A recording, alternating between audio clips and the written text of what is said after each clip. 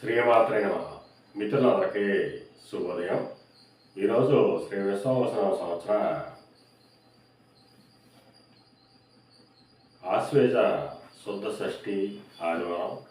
ఈరోజు సెప్టెంబర్ 28, 2025 తేదీ ఆదివారం. ఈరోజు షష్ఠి ఉదయం 10:26 వరకు ఉంది. తదుపరి సప్తమి. ఈరోజు జ్యేష్ఠ నక్షత్రం. ఈరోజు వజ్రం ఉదయం 6:44 వరకు ఉంది. దుర్ముహూర్తం సాయంత్రం 4:15 లాగైతే 5:05 వరకు ఉంది.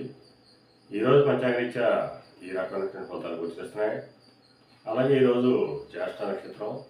ఈ జ్యేష్ఠ నక్షత్రం ఎవరికి తారామణకు కుదురుతుందో మనం పరిశీలించినట్లయితే అశ్విని, భరణి, రోహిణి, ఆర్ద్ర, పుష్యమి, మక, పుబ్బ, హస్త, స్వాతి, అనురాధ, మూల, పూర్వాషాఢ, శ్రవణం, శతార, ఉత్తరాభద్ర.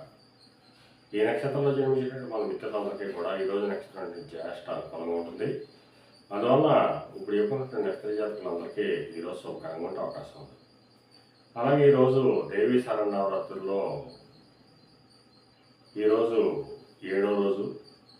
అయితే మనకి తిథులు తగులు మిగులు రావడం చేత ఈరోజు అమ్మవారి అవతారం దుర్గాదేవిగా మనం జరుపుకోవడం జరుగుతుంది. అమ్మవారు దుర్గాదేవిగా ఈరోజు మనల్ని ఆశీర్వదిస్తారు.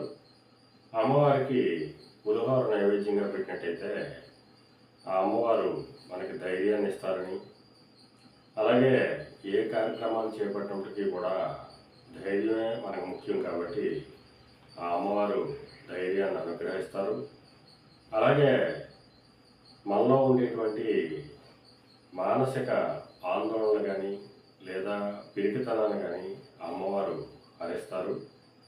అందుకే దుర్గా దుర్గా దుర్గా అని మనం స్మరించినంత మాత్రానే మంచి ధైర్యం అనేటువంటిది, మానసిక ధైర్యం అనేటువంటిది కలుగుతుంది. అలాగే ఈ శబ్దాన్ని ఉచ్చరించడం వల్ల కూడా మన చుట్టూ ఉండేటువంటి నెగిటివ్ ఎనర్జీ అంతా కూడా తొలగిపోతుందని చెప్పి శాస్త్రీయ తెలియజేయడం జరుగుతుంది. అలాగే మళ్ళా రేపు శుభోదయం కార్యక్రమంలో మరిన్ని విషయాలు తెలుసుకుందాం. అంతవరకు మన మిత్రులందరికీ మరొకసారి శుభోదయం. ఇట్లు మీ పెదవం సిద్ధాంతి కొల్లలమ్మ.